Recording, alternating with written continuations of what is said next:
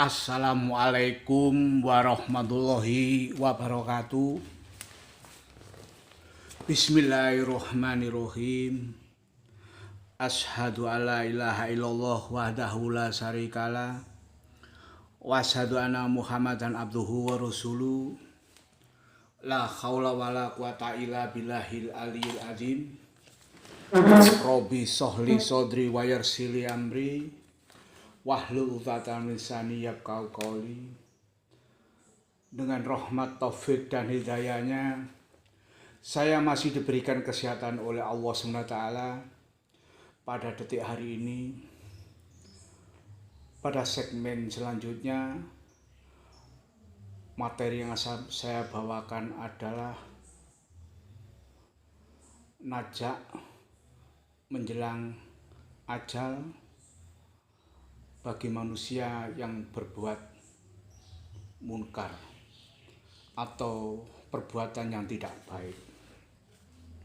Sebagaimana ada cerita,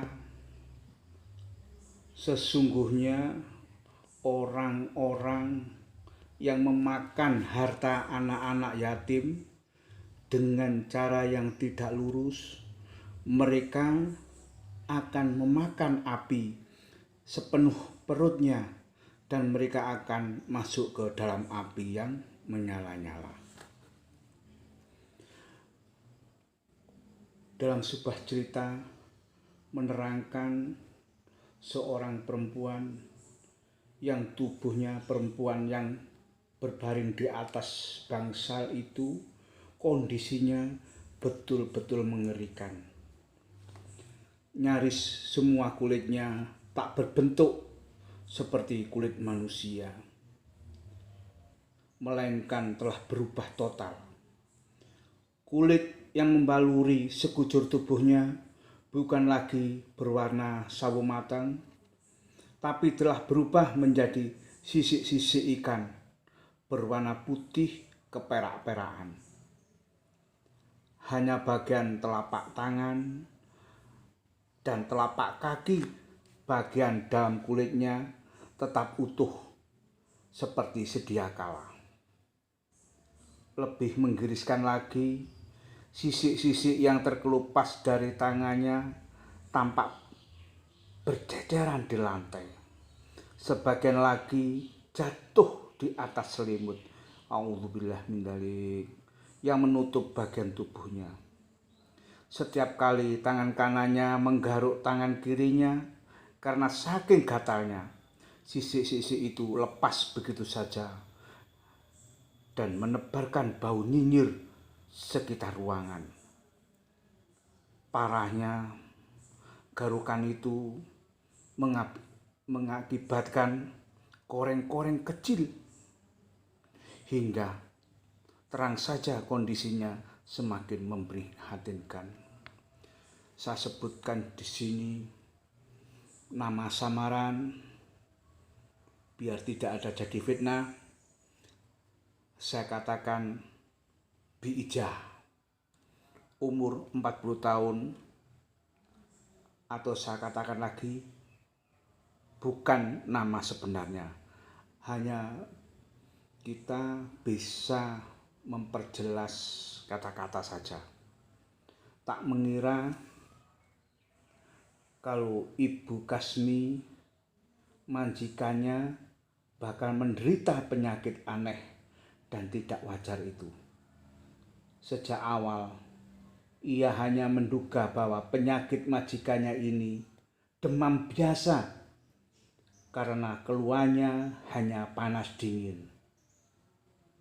Tapi perkiraannya meleset ketika mendapat kulit muka majikannya perlahan mulai berubah. Apalagi pori-porinya telah muncul guratan-guratan aneh dan puncaknya kulit di mukanya membentuk seperti sisik-sisik ikan. Awalnya lamat-lamat, kemudian makin jelas perubahan ternyata terus berlanjut, bahkan menjalar ke seluruh anggota badan lain. Melihat keganjilan ini, Bi Ija memutuskan untuk membawanya ke rumah sakit. Apa yang terjadi setelah itu? Nyatanya sekali 3 uang, bahkan kondisinya semakin parah. Setelah 10 hari dirawat di rumah sakit, kondisinya tak menunjukkan kemajuan yang berarti. Sebaliknya, sekujur tubuh pasien kian lemas dan lunglai, dan sisik-sisik seperti sisik ikan yang muncul di sekujur tubuhnya tidak segera sirna. Pembantu itu hanya terpaku menyaksikan pemandangan yang demikian mengenaskan. Namun ia setia menunggui dan menuruti kemauan majikannya.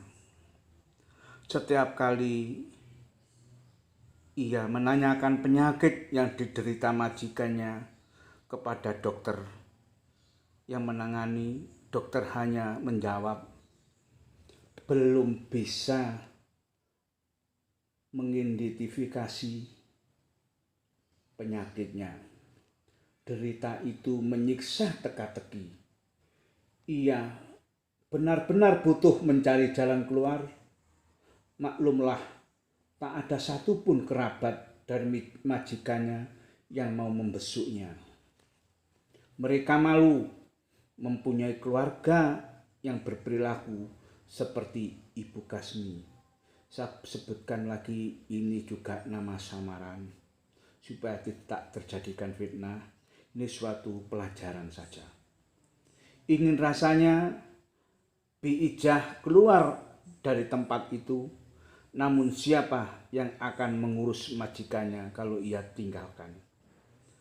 Kendati sang majikan mempunyai perangai buruk, pemarah, dan acap kali membatasi ruang geraknya, tapi ia tetap tak tega membiarkan saat-saat kritis majikannya menderita. Dalam hati ia bertanya-tanya, aneh betul penyakit majikannya ini. Kenapa bisa demikian? Apakah derita ini merupakan azab Allah di dunia yang ditimpahkan pada majikannya karena perbuatan buruknya selama ini? Ataukah penyakit yang bersemayam dalam tubuh majikannya memang penyakit yang sulit diidentifikasi seperti dikatakan dokter tadi? Kondisi sang majikan kian lemah, nafasnya senggal-senggal, wajahnya pucat pasi. Segala cara yang ditempuh dokter untuk kesembuhannya gagal membuahkan hasil. Rasanya kematian tinggal menunggu waktu saja. Tatkala sakaratul maut segera tiba, Bi Ijah terus berupaya agar majikannya menyebut kalimat tauhid, supaya majikannya insaf dan senantiasa menyebut nama La ilaha illallah Muhammad Rasulullah, atau lebih pendek Allah, Allah, Allah. Tapi jangankan bisa berkata, isyarat saja sudah tak mampu. Setelah sekian lama bergelut melawan rasa sakit dari dalam tubuh, ditambah dengan sisik-sisik ikan yang masih melekat, tibalah ajal menjemput. Sekitar jam 11 malam, ketika banyak orang sudah membaringkan tubuhnya atau mungkin telah lelap dalam tidurnya, perempuan berumur 50 tahun ini menghembuskan nafas terakhir tanpa meninggalkan pesan apa-apa. Berita meninggalnya Ibu Kasmi ini sampai ke telinga Pak Nur Hadi. Maka malam itu juga Pak Nur Hadi berniat menuju rumah sakit. Malam semakin larut, gemuruh kota kian redup, bertanda orang-orang mulai menghentikan aktivitasnya tak membuat lelaki ini mengurungkan niatnya. Saya mendengar kabar Ibu Kasmi meninggal jam 11 malam dari telepon pembantunya, kata Pak Nur Hadi. Langsung saya meluncur ke rumah sakit di mana ia dirawat. Begitu saya melihatnya, kata pertama kali yang keluar dari mulut saya adalah Astaghfirullahaladzim. Sungguh di hadapan saya terbujur tubuh perempuan yang begitu memprihatinkan. Pokoknya seumur hidup baru kali ini saya melihat pemandangan yang demikian. Terlihat dengan jelas kulit dan pori-pori Ibu Kasmi telah berubah seperti sisik ikan. Sampai sekarang pun saya makin terbayang oleh kejadian yang betul-betul mengagetkan itu, papar Pak Nur Hadi kepada masyarakat tadi. Suasana hening sejenak. Lelaki itu sesekali menerawang ke langit-langit ruangan, sesekali menatap luar ruangan. Sementara itu, Bi Ijah tak banyak kata. Kenapa bisa seperti ini, Bi? Tanya Pak Kusnadi. Terakhir saya melihatnya masih sehat bugar, tanya Pak Nur Hadi membuka rasa penasarannya.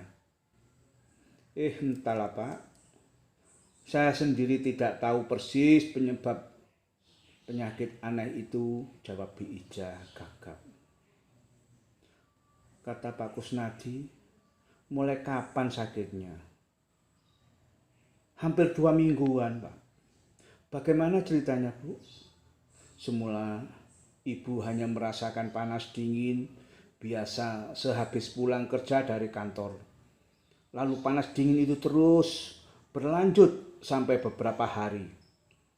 Saya juga heran, tiba-tiba saja kulit di wajahnya berubah sedikit demi sedikit, membentuk seperti sisik-sisik ikan. Kemudian menjalar ke tangan, perut, kaki, hingga merata ke semua anggota badan. Anehnya, dokter pun tidak bilang apa-apa soal ini. Adzan subuh berkumandang dari lorong-lorong jalan. Sebagian orang tengah beranjak ke masjid untuk sholat berjamaah. Sementara itu, sayup-sayup hingga bingar kota mulai merayap. Kendaraan-kendaraan bermotor satu persatu mulai berseliweran. Dalam waktu yang bersamaan, jenazah Ibu Kasmi dibawa pulang ke rumah oleh kerabatnya untuk segera dikebumikan. Namun malang bagi Bi Ijah, semeninggal majikannya justru dirinya terusir dari rumah itu. Kerabat-kerabat majikannya tak sudi menerima dirinya karena dituduh mencuri tas milik majikannya. Padahal sebenarnya itu hanyalah dalih yang digunakan untuk mendempaknya dari rumah itu. Tas itu merupakan pemberian orang lain pada dirinya. Sebagaimana ibu tadi menyalahgunakan kepercayaan, sewaktu hidupnya Ibu Kasmi hidup sendiri. Ia menempati rumahnya bersama seorang pembantu dalam usianya yang merangkak tua. Enggan baginya untuk berkeluarga. Sebenarnya ia tergolong orang yang berkecukupan. Hasil kerja di sebuah yayasan sosial, rasanya lebih dari cukup untuk memenuhi kebutuhannya. Apalagi ia juga tidak mempunyai banyak beban yang harus ditanggung kecuali dirinya sendiri dan seorang pembantunya saja. Jadi lebih enteng baginya untuk memenuhi kebutuhannya dibandingkan dengan keluarga lain di sekitarnya yang mempunyai banyak anak dan istri. Namun bagi Ibu Kasmi itu belum cukup, rasanya masih terlalu minim gaji yang ia dapatkan dari tempat ia bekerja. Karena belasan tahun ia mengabdi diri di instansi itu, nyatanya belum bisa membangun rumah yang megah dengan perabotan yang lengkap sebagaimana yang ia impikan. Padahal ia sudah mengatur demikian ketat pengeluaran hariannya. Sekecil apapun uang yang keluar pasti dicatatnya. Jika sedikit saja mendapati keteledoran pembantunya, maka kemarahan dan segala caci maki akan diterima.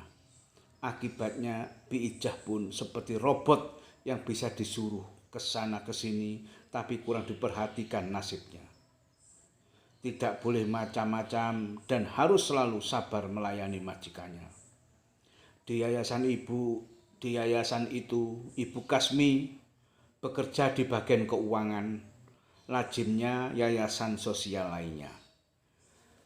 Yayasan ini juga mempunyai misi yang sama, yakni peduli terhadap kalangan lemah, terutama keluarga fakir, miskin, yatim, dan piatu. Yayasan ini menjembatani jurang pemisah antara orang kaya dan orang miskin. Mengetuk hati para dermawan agar mau menyisihkan sebagian hartanya untuk kepentingan kaum duafa. Maka tak mengherankan jika berbagai sumbangan baik berupa uang maupun kebutuhan pokok untuk kepentingan para duafa mengalir di yayasan ini. Hasil sumbangan yang menumpuk dari para dermawan itu menarik hati Ibu Kasmi, perempuan yang menangani langsung masalah keuangan, dan sumbangan ini rupanya gelap mata, buta hati ditimang-timangnya uang yang berada di dalam lacinya. Demikian pula barang-barang sembako yang terpampang di hadapannya. Semuanya menggiurkan. Rasanya terlalu sia-sia kalau dibiarkan begitu saja. Dengan entengnya, tugas yang seharusnya dijaga malah disalahgunakan. Ia selewengkan amanat yang telah dipercayakan kepadanya untuk ambisi pribadi. Padahal jelas itu bukan miliknya, melainkan milik yayasan yang nantinya akan disumbangkan kepada para duafa. Ia pergunakan uang dan barang kebutuhan para duafa itu seenaknya sendiri.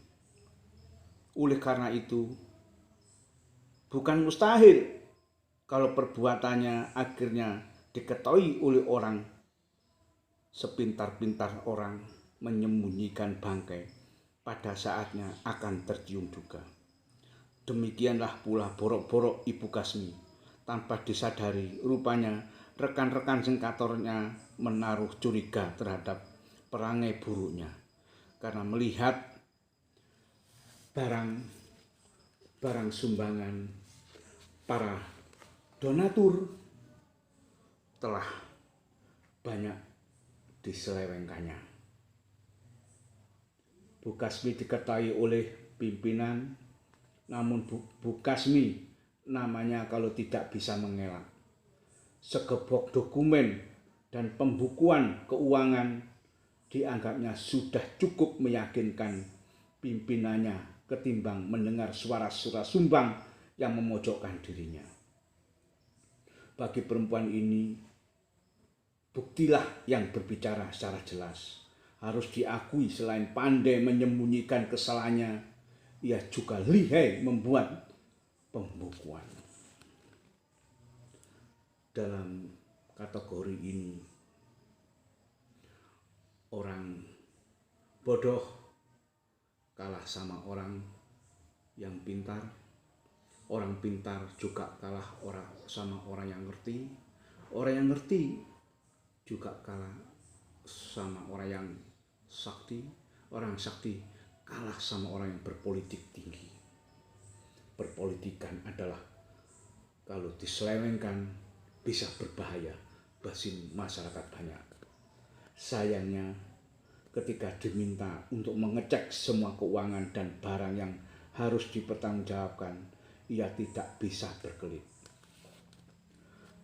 Laporan yang dibuat hanya fiktif belaka, sebab keuangan yang berada dalam tangannya jauh lebih kecil dibandingkan dalam pembukuannya. Ia selalu tak bisa menunjukkan yang sesungguhnya, ucap Pak Nur Hadi. Aib dan kuak, jelas sudah, maka sudah barang tentu pembicaraan yang diam-diam selama ini berkembang di lingkungan kantor menjadi kenyataan. Dengan nada memelas, Ibu Kasmi meminta agar tetap diizinkan bekerja dan berjanji akan menunaikan tugasnya sebaik mungkin dengan tidak mengulangi kesalahan lagi. Rekan-rekannya merasa heran kenapa perempuan itu tetap dipertahankan kalau nyata-nyata telah menggelapkan barang dan uang yayasan. Apakah tidak ada kebijakan yang lebih pantas buat dia agar kebiasaan ini tidak terulang kembali? Seperti dipindahkan di bagian lain misalnya.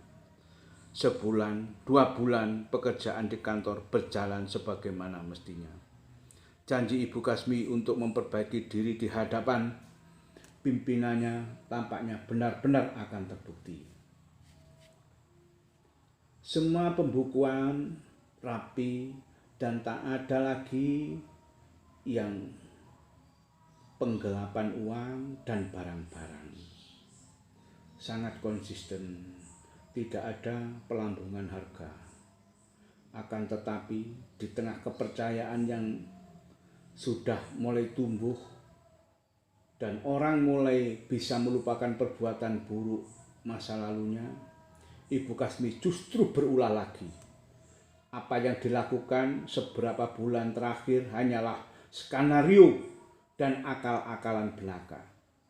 Kini watak aslinya muncul kembali.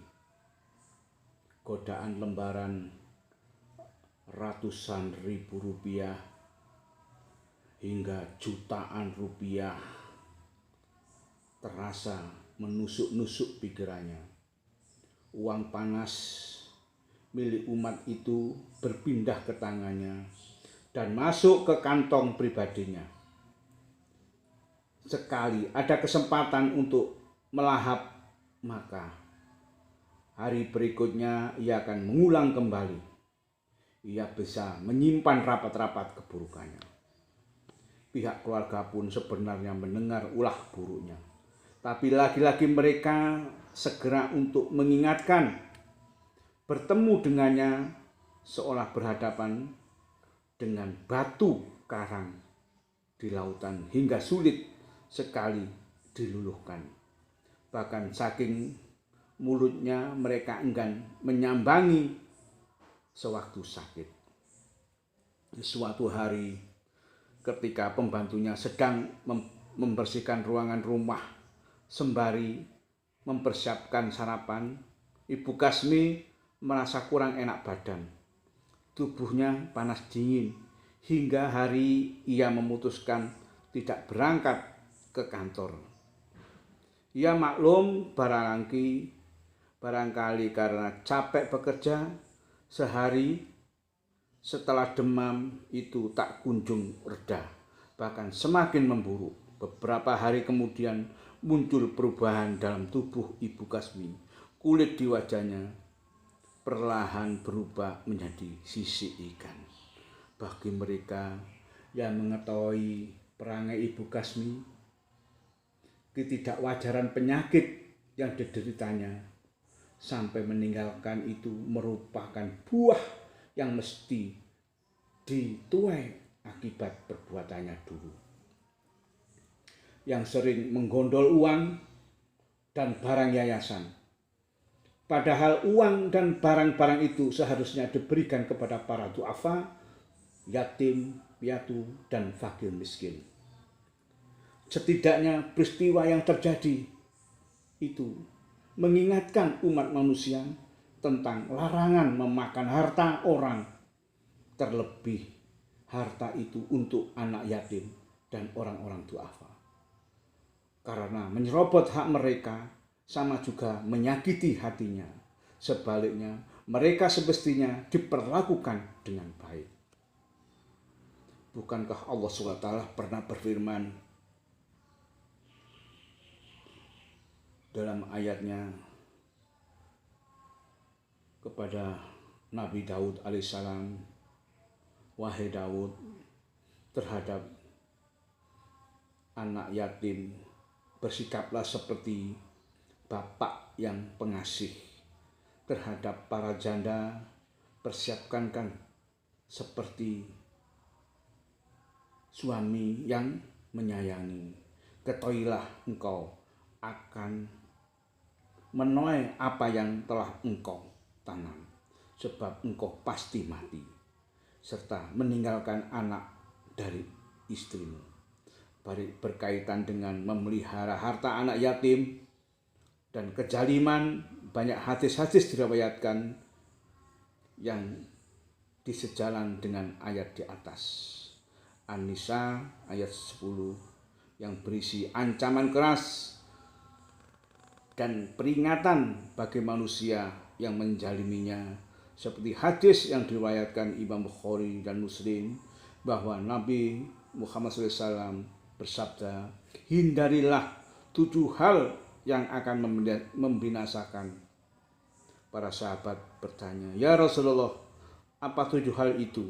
Beliau menjawab, menyekutukan Allah, sihir, membunuh orang yang diharamkan Allah untuk dibunuh kecuali yang dibenarkan, memakan barang hasil riba, serta memakan harta anak yatim piatu. Begitulah sejuil cerita dengan jelas bahwasanya sangat-sangat berbahaya bila kita memakan makanan orang duafa, orang miskin, dan yatim piatu. Atau dalam bahasa kerennya sekarang, dikorupsi atau digelapkan. Cukup sekian pembahasan saya. Bila ada kurang lebihnya, saya minta maaf sebesar-besarnya. Wassalamualaikum warahmatullahi wabarakatuh.